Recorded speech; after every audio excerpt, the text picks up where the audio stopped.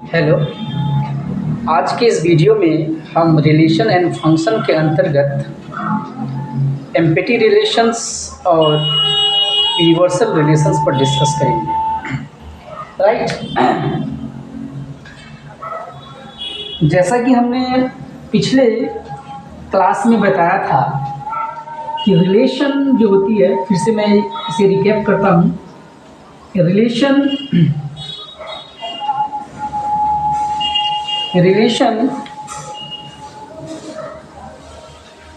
in a set relation in a set A is defined as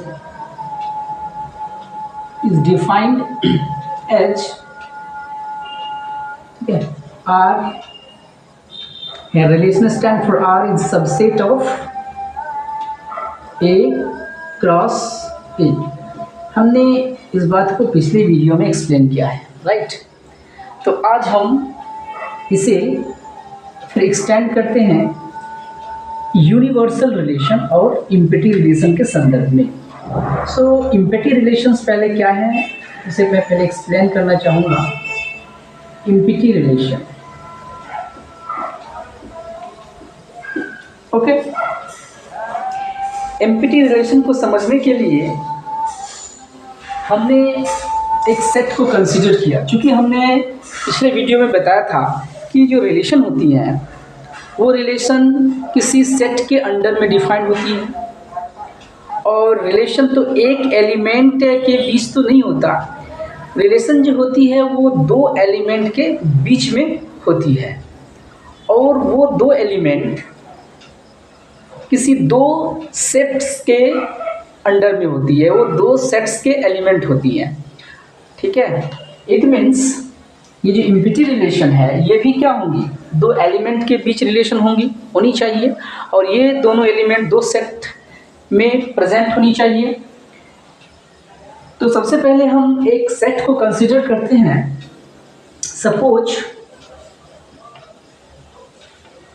suppose A equals to 1, ठीक है, 1 2 3 4। Suppose हमने consider कर लिया 1 2 3 and 4। ठीक है। क्योंकि मुझे रिलेशन को डिफाइन करनी है, इसलिए हमने क्या किया, कार्टेशियन प्रोडक्ट, इस सेट का कार्टेशियन प्रोडक्ट को हमने क्या कर लिया, कैलकुलेट कर लिया। कार्टेशियन प्रोडक्ट को हमने लिखा इस तरह से 1, 1 1, 2 1, 3, 1, 4, इस तरह से 2, 1 2, 3 एंड 2, 4। Similarly 3, 1 3, 2 3, 3 3, 4 4, 1 4, 2 4, 3 and 4। ये कार्टेशियन प्रोडक्ट इसी सेट में, सेट ए और सेट के बीच इस प्रकार से हमने लिख लिया। अब एक हमने रिलेशन को डिफाइन किया, एक रिलेशन आर, ठीक है। एक रिलेशन है, एक ordered pair A, B, in general ordered pair है ये, सच दैट इस रिलेशन में जो ऑर्डर्ड पेयर है वो A, B है, such that A minus B is equal to 10। ये एक रिलेशन है। इस ऑर्डर्ड पेयर में जो फर्स्ट एलिमेंट और सेकंड एलिमेंट है उस दोनों के बीच का डिफरेंस 10 होनी चाहिए। ठीक है। जो दो एलिमेंट के बीच जो रिलेशन है उस दो एलिमेंट का डिफरेंस क्या आना चाहिए, 10 आनी चाहिए। हमने एक रिलेशन को डिफाइन किया। ठीक है। अब इस रिलेशन को अगर मैं रोस्टर फॉर्म में लिखने की कोशिश करी तो मैं कैसे इसे लिखूंगा, ये सारे ऑर्डर्ड पेयर, जो ऑर्डर्ड पेयर इस प्रॉपर्टी को, इस रिलेशन को सेटिस्फाइड करेगा, वो ऑर्डर्ड पेयर इस रिलेशन में होनी चाहिए। According to definition of relation. तो चलो मैं फर्स्ट ऑर्डर पेयर को देखता हूँ। फर्स्ट ऑर्डर पेयर में ये ए के जगह पर है, ये बी के जगह पर है, तो इसको मैं अगर ए माइनस बी करूँगा 1 माइनस 1, क्या ये 10 के बराबर है? Not equal to 10। It means ये रिलेशन इस ऑर्डर पेयर के लिए होल्ड नहीं करेगा। हम इस ऑर्डर पेयर को तो नहीं ले सकते हैं। इसी तरह से अगर मैं कहूँ इस ऑर्डर पेयर के लिए, क्या ये ऑर्डर पेयर, ठीक है, इस रिलेशन को होल्ड करता है, ये ऑर्डर पेयर इस रिलेशन को सेटिस्फाई करता है, तो अब चेक कर लेंगे 1 माइनस 2 ये भी 10 के बराबर नहीं है, तो इसका मतलब है कि ये ऑर्डर पेयर भी इस रिलेशन में प्रेजेंट नहीं होगा। इसी तरह से 1,3 को भी चेक करेंगे, तो 1,3 1 माइनस 3 ये भी 10 के बराबर नहीं है। इसका मतलब ये ऑर्डर पेयर भी इस रिलेशन में नहीं है, ये ऑर्डर पेयर भी नहीं है, ये भी नहीं है, ये भी नहीं है, ये भी नहीं, कोई भी नहीं है। कोई भी ऑर्डर पेयर इस रिलेशन को सेटिस्फाई नहीं कर रहा है।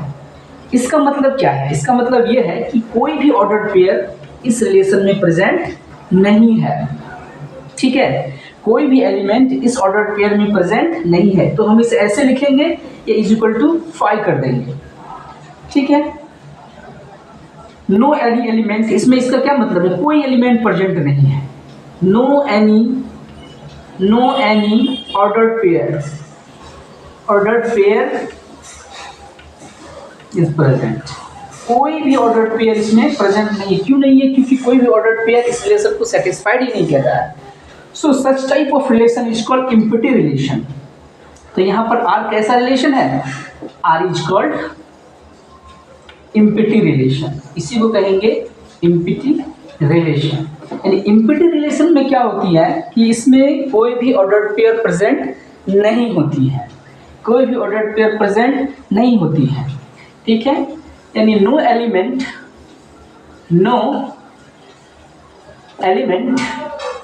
Of a set is related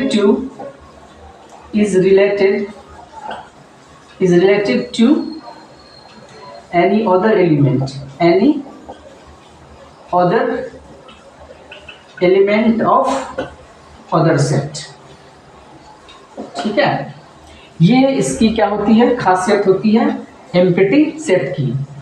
is called, empty set में क्या होती है? कोई भी एलिमेंट नहीं होती है। इज कॉल्ड इम्पिटी रिलेशन, ठीक है। तो इम्पिटी रिलेशन को आई होप समझ गए होंगे। इसमें कोई भी एलिमेंट क्या होती है? नहीं होती है, कोई भी ऑर्डर्ड पेयर प्रेजेंट नहीं होती है, राइट, ओके। और एक बात समझते हैं, यूनिवर्सल रिलेशन। यूनिवर्सल रिलेशन क्या है? तो चूंकि ये रिलेशन है तो ये भी किसी दो सेट के अंडर डिफाइंड होगी, और दोनों सेट के जो एलिमेंट हैं कोई रिलेशन से कनेक्टेड होगी। अगर कोई रिलेशन से कोई दो सेट के एलिमेंट अगर कनेक्टेड नहीं हो तो अभी हमने देखा कि उसे क्या कहेंगे? Empty relation. तो यूनिवर्सल रिलेशन क्या है, जरा इसे भी समझ लेते हैं। यूनिवर्सल रिलेशन, देखिए यूनिवर्सल रिलेशन में क्या होती है कि इसमें सारे ऑर्डर्ड पेयर क्या होते हैं? प्रेजेंट होते हैं। मैं फिर उसी एग्जांपल को फिर से रिपीट करता हूँ। ए इज इक्वल टू हमने कंसीडर कर लिया 1 2 3 4।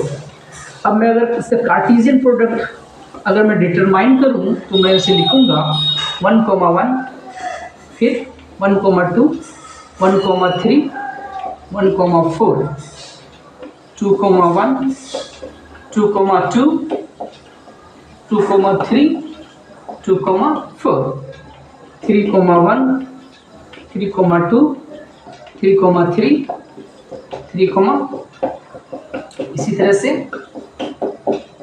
मैं इसे ऐसे लिख दूंगा, ठीक है। अब मैंने क्या किया कि एक रिलेशन इसी सेट के अंदर मैंने डिफाइन किया, R is equal to A, B। इस रिलेशन के ये क्या है? ऑर्डर्ड पेयर है, such that a minus b का मॉड, a माइनस बी का मॉड क्या होगी, ग्रेटर देन इक्वल टू 0। हमने एक रिलेशन को क्या किया, डिफाइन किया कि इस रिलेशन में वही ऑर्डर्ड पेयर होंगी, इस रिलेशन में वही ऑर्डर्ड पेयर प्रेजेंट है जो इस रिलेशन को सेटिस्फाई करता है। तो चलो मैं बनाता हूं आखिर कौन से ऑर्डर्ड पेयर इस सेट के अंडर में, इस कार्टेशियन प्रोडक्ट का आखिर कौन सा ऑर्डर्ड पेयर है जो इस रिलेशन को सेटिस्फाई करता है, वही ऑर्डर्ड पेयर इस रिलेशन में प्रेजेंट है। चलते हैं देखते हैं इसके लिए 1,1 के लिए। तो 1,1 का क्या मतलब हुआ, इसे कैलकुलेट करेंगे अगर तो 1 माइनस 1 इसका वैल्यू क्या होगी 0। तो 0 के बराबर तो है, तो ये सेटिस्फाइड कर रहा है, इसलिए ये ऑर्डर्ड पेयर इस रिलेशन में प्रेजेंट है, तो 1,1 को लिख देंगे। इसी तरह से 1,2 के लिए देखते हैं, तो 1 की जगह ये है और b की जगह 2 है, तो 1 माइनस 2 का मॉड लेंगे तो हो जाएगी -1 का मॉड 1। ये भी क्या है, 0 से 1 बड़ा है, और क्या है यार 0 से क्या है 1 बड़ा है, इसका मतलब है कि इस रिलेशन को ये ऑर्डर्ड पेयर सेटिस्फाई कर रहा है, इसलिए ए ऑर्डर्ड पेयर भी इस रिलेशन में प्रेजेंट है। इसी तरह से 1,3 भी प्रेजेंट है, आप चेक करें 1,4 भी प्रेजेंट है। 2,1 के लिए अगर चेक करेंगे तो 2 माइनस 1 ये हो जाएगी 1 का मॉड, ये 1 ये भी क्या है 0 से बड़ा है, इसका मतलब क्या हो जाएगी 2,1 भी इस रिलेशन में प्रेजेंट है, 2,2 ये भी प्रेजेंट है, 2,3 ये भी प्रेजेंट है, और 2,4 ये भी प्रेजेंट है। 3,1 के लिए चेक करेंगे तो 3 माइनस 1 का मॉड ये भी क्या है 0 से बड़ा है, डिफरेंस यानी ऑल पॉजिटिव नंबर्स आएंगे। सो ये 3,1 भी क्या है इस सेट में प्रेजेंट है, इस रिलेशन में प्रेजेंट है। 3,2 भी प्रेजेंट है, 3,3 भी प्रेजेंट है, 3,4 भी प्रेजेंट है, एंड 4, चेक कर लीजिए ना, देखिए 4,1 भी इस रिलेशन को सेटिस्फाई कर रहा है, और 4,2 भी प्रेजेंट है, 4,3 भी प्रेजेंट है, देखिए 4,4 भी इस रिलेशन को सेटिस्फाई कर रहा है। ये सारे कार्टेशियन प्रोडक्ट ए क्रॉस ए के सारे ऑर्डर्ड पेयर इस रिलेशन को सेटिस्फाई कर रहा है, इसलिए सारे ऑर्डर्ड पेयर इस रिलेशन में प्रेजेंट है, ठीक है। इसलिए इस रिलेशन को कहते हैं यूनिवर्सल रिलेशन। यानी यूनिवर्सल रिलेशन में क्या होता है कि जिस सेट के अंडर, जिस दो सेट के अंडर ये रिलेशन डिफाइंड है, उस दो सेट के कार्टेशियन प्रोडक्ट के सारे ऑर्डर्ड पेयर उस रिलेशन में क्या होते हैं, प्रेजेंट होते हैं, राइट। तो मैं इसे लिखूंगा कैसे, इसे लिखूंगा इस तरह से कि R इज इक्वल टू सारे ऑर्डर्ड पेयर को लिख दूंगा, सारे ऑर्डर्ड पेयर चूंकि सेटिस्फाई कर रहा है इस कंडीशन को, इसलिए सारे ऑर्डर्ड पेयर क्या होंगे, प्रेजेंट होंगे। तो इसको लिख सकते हो all ordered pair, all ordered pair, all ordered pair, ठीक है, पेयर्स ऑफ ए क्रॉस ए, ठीक है, आर प्रेजेंट। ये सारे क्या होते हैं, ए क्रॉस ए के प्रेजेंट होते हैं। तो इसे डिफाइन कैसे करूंगा यूनिवर्सल सेट को, तो यूनिवर्सल सेट में क्या होंगे कि each element देखिए each element of set A is, ठीक है, related to every element of set A। इसको अगर आप ग्राफिकली अगर समझना चाहें तो आप ग्राफिकली भी समझ सकते हैं। देखिए मान लिया कि एक सेट है ए और दूसरा सेट भी ए ही है, ए, इसमें एलिमेंट 1 है, ये 2 है, ये 3 है और ये 4 है, ये 1 है, ये 2 है, ये 3 है, ये 4 है, ठीक है। तो ये जो एलिमेंट है इससे भी रिलेटेड है, ये इससे भी रिलेटेड है, ये इससे भी रिलेटेड है, और ये इससे भी रिलेटेड है। देखिए सारे ऑर्डर्ड पेयर क्योंकि इस रिलेशन को सेटिस्फाई कर रहा है। ये भी देखिए ये इससे भी रिलेटेड है, ये इससे भी रिलेटेड है, ये इससे भी रिलेटेड है, ये इससे भी रिलेटेड है। ये देखिए ये इससे भी रिलेटेड है, ये इससे भी रिलेटेड है, और ये इससे भी, और ये इससे भी रिलेटेड है। 4 इससे भी है, इससे भी रिलेटेड है, इससे भी रिलेटेड है, और इससे भी रिलेटेड है। तो इस तरह के रिलेशन को क्या कहा जाता है, यूनिवर्सल रिलेशन। ये हो गई क्या, कौन सी रिलेशन, यूनिवर्सल रिलेशन, ठीक है। इसके ऑपोजिट अगर मैं देखूं इम्पेटी रिलेशन, इम्पेटी रिलेशन में अभी हमने बताया कि ये सेट ए है, ये 1 है, ये 2 है, ये 3 है, ये 4 है, ये 1 है, 2 है, 3 है। क्या ये इससे रिलेटेड था? नहीं था ना, क्योंकि वो उस कंडीशन को सेटिस्फाइड ही नहीं कर रहा था। तो इसके बीच कोई लिंक नहीं होगी, कोई रिलेशन नहीं होगी, ठीक है। ये ऐसे ही रह जाएगा। तो इस तरह के रिलेशन को क्या कहा जाता है? Empty relation. Empty relation, empty relations में कोई ऑर्डर पेयर ही नहीं बनेंगे, ठीक है। ये हो गई। अब मैं इससे रिलेटेड और भी क्वेश्चंस कराऊंगा नेक्स्ट वीडियो में। That's all.